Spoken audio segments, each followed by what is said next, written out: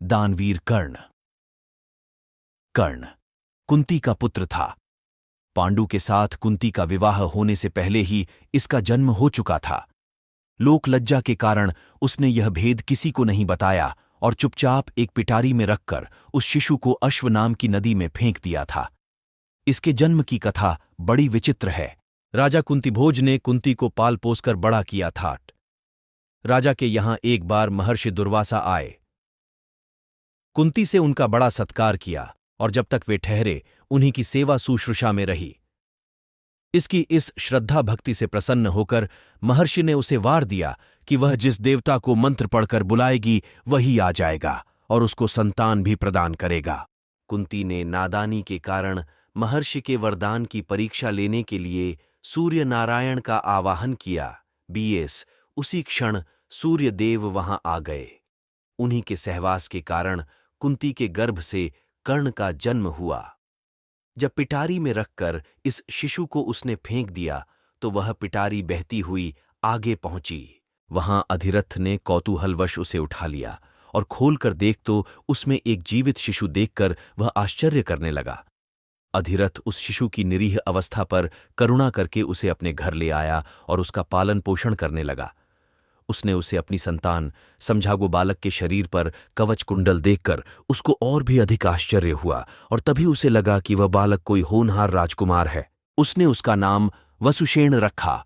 वसु का अर्थ है धन कवच। कुंडल रूपी धन उसके पास था। विधाता ने ही उसको इसे दिया था, इसलिए उसका नाम वसुषेण उचित ही था। वसुषेण जब कुछ बड़ा हुआ तो उसने शास्त्रों का अध्ययन करना आरंभ कर दिया। वह सूर्य का उपासक था।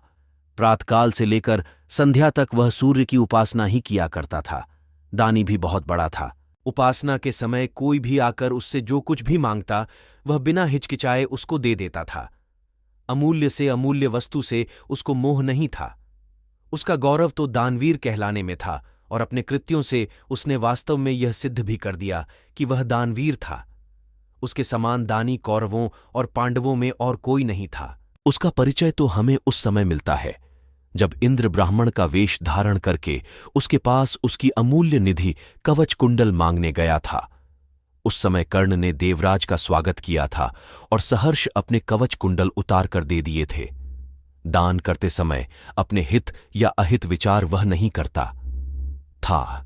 यद्यपि सूर्य भगवान पहले उसे मना कर चुके थे कि वह इन कवच कुंडलों को किसी को भी न दे, लेकिन दानवीर कर्ण किसी याचक को निराश करके वापस लौटाना तो जानता ही नहीं था। कर्ण के इस साहस के कारण ही उसका नाम वैकर्तन पड़ा था। यदि इस कवच कुंडलों को वह नहीं देता तो कोई भी योद्धा उसे युद्ध में परास्त नहीं कर सकता था। इंद्र ने अर्जुन के हित के लिए इनको मांगा था, क्योंकि इनके बिना अर्जुन कभी भी उसे नहीं हरा सकता था। फिर भी उसके इस अद्वितीय गुण से प्रभावित होकर इंद्र ने उसको एक पुरुषघातिनी अमोघ शक्ति दी। उस शक्ति से सामने का योद्धा किसी भी हालत में जीवित नहीं बच सकता था और उसको कर्ण ने अर्जुन के लिए रखा था। लेकिन श्रीकृष्ण ने चाल चली और कर्ण की उस शक्ति को घटोत्कच पर चलवाकर अर्जुन के जीवन पर आए इस खतरे को सदा के लिए मिटा दिया। घटोत्कच जो आकाश में विचरण करके कौरवों पर अग्नि की वर्षा कर रहा था और जिसने एक बार तो सारी सेना को पूरी तरह विचलित कर डाला था, शक्ति लगते ही निर्जीव होकर पृथ्वी पर गिर पड़ा। धनुर्विद्या में कर्ण अर्जुन के समान ही कुशल था। एक बार जब महाराज धृतराष्ट्र की आज्ञा से कौरव पांडवों की अस्त्र शिक्षा की परीक्षा के लिए एक समारोह किया गया था, तो अर्जुन ने अपने अस्त्र शिक्षा के कौशल से सबको चकित कर दिया था। उसने ऐसी ऐसी क्रियाएं कर दिखाई थीं कि किसी भी योद्धा की हिम्मत नहीं होती थी कि उसका जवाब दे सके।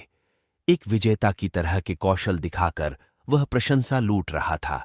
दुर्योधन उस समय हतप्रभ होकर चुपचाप बैठा था। अर्जुन का सा कौशल दिखाना उसके सामर्थ्य के भी बाहर था। उसी समय कर्ण वहां आ पहुंचा और उसने मैदान में आकर अर्जुन को ललकारा। अर्जुन, जिस कौशल के बल पर तू यहां सबको चकित कर रहा है और सभी से प्रशंसा लूट रहा है, उसे मैं भी करके दिखा सकता हूं। यह कहकर उसने धनुष पर बाण चढ़ाकर वही सब कुछ कर दिखाया जो अर्जुन ने किया था। चारों ओर से कर्ण की जय जयकार होने लगी। दुर्योधन का चेहरा अर्जुन के प्रतिद्वंद्वी को देखकर खिल उठा। उसने उसे हृदय से लगा दिया उसने उसे अर्जुन के साथ द्वंद्व युद्ध करने के लिए प्रेरित किया।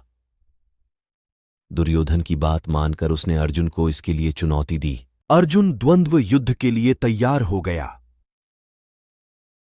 अब झगड़ा बढ़ने की आशंका थी, इसलिए कृपाचार्य ने बीच में हस्तक्षेप करते हुए कहा कि राजकुमार के साथ राजकुमार का ही द्वंद्व युद्ध हो सकता है।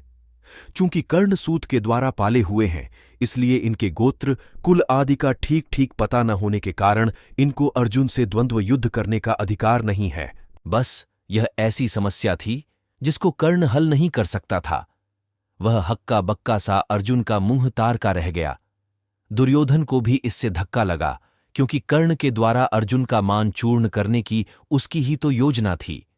जब कर्ण इस दुविधा में पड़ा हुआ आगे अपने पैर नहीं बढ़ा सका, तो दुर्योधन ने उसे राजाओं की श्रेणी में लाने के लिए अंग देश का राज्य दे दिया। राजा होने के नाते अब वह अर्जुन या अन्य किसी राजकुमार के साथ युद्ध कर सकता था। वह इसके लिए उतारू भी था, लेकिन संध्या होने के कारण यह वाद विवाद थम गया और सब अपने अपने घर चले गए। बस फिर जीवन में सदा ही कर्ण अर्जुन से प्रतिद्वंद्वी के रूप में मिला। अर्जुन से ही उसकी विशेष रूप से शत्रुता थी। वह उसकी प्रसिद्धि को सह नहीं सकता था। अनेक स्थलों पर वह अर्जुन के सामने आया, लेकिन अपना कुल गोत्र न बता सकने के कारण उसे सामने से हटना पड़ा। वह सूतपुत्र कहलाता था, क्योंकि सूत ने ही उसको पाला था। इसी कारण द्रौपदी के स्वयंवर में भी घूमती मछली की आंख बेधने की सामर्थ्य रखते हुए भी उसको अवसर नहीं दिया गया। स्वयं द्रौपदी ने ही सूतपुत्र कहकर उसका अपमान किया था और उसकी पत्नी बनने से इनकार कर दिया था। सूतपुत्र को क्षत्रिय कन्या का वरण करने का अधिकार नहीं है। ये शब्द शूल की तरह उसके हृदय में चुभ गए थे और वह लहू के घूंट पीकर अपने स्थान पर आ बैठा था। लेकिन द्रौपदी के प्रति उसकी घृणा इतनी बढ़ गई थी कि भरी सभा में दुशासन ने द्रौपदी को नंगा करना चाहा था, तो उसने इसका तनिक भी विरोध नहीं किया था, बल्कि द्रौपदी की हंसी उसने लड़ाई थी जब दुर्योधन के भाई विकर्ण ने कौरवों के इस घृणित व्यवहार की निंदा की थी। तो कर्ण ने उससे कहा था, विकर्ण, तुम अपने कुल की हानि करने के लिए पैदा हुए हो। अधर्म अधर्म तुम पुकार रहे हो। द्रौपदी के साथ जो भी व्यवहार किया जा रहा है वह ठीक है। वह दासी है और दासी के ऊपर स्वामी का पूरा अधिकार होता है। यह कहकर उसने द्रौपदी के द्वारा किए अपने अपमान का बदला चुकाया था। उस समय उसका हृदय पत्थर की तरह कठोर हो गया था। जैसे भी बन पड़ा, उसने द्रौपदी का अपमान किया, उसे 5 पुरुषों की व्यभिचारिणी स्त्री कहा और हर तरह से उसे धिक्कारा। उस समय प्रतिशोध की आग में जलते हुए उसने उचित अनुचित का विचार बिल्कुल छोड़ दिया। द्रौपदी को नंगी देखने और दिखाने की उसकी इच्छा थी। इससे स्पष्ट होता है कि कर्ण प्रतिशोध की भावना के आगे सत्य, न्याय और धर्म की भावना को पूरी तरह भूल जाता था। यह उसके चरित्र की दुर्बलता ही है। कर्ण स्वभाव से कुटिल भी था। वह दुर्योधन को इसी प्रकार कुचक्र रचने की सलाह दिया करता था जैसी शकुनी देता था। जिस समय जुए में हारकर पांडव वनवास के लिए चले गए और द्वैत वन में वे अपना समय काट रहे थे, उस समय कर्ण और शकुनी की बातों में आकर ही दुर्योधन अपने परिवार के साथ पांडवों को चिढ़ाने के लिए पहुंचा था। लेकिन यहां चित्रसेन नामक गंधर्व से इनका सामना हो गया। भीषण युद्ध हुआ। गंधर्व राजा ने अपने पराक्रम से सबको परास्त कर दिया और परिवार सहित सभी को उसने बंदी बना लिया। कर्ण तो अपने प्राण लेकर युद्ध स्थल से भाग ही गया था। फिर युधिष्ठिर के कहने और अर्जुन के भी प्रयास करने पर चित्रसेन ने दुर्योधन आदि को मुक्त कर दिया।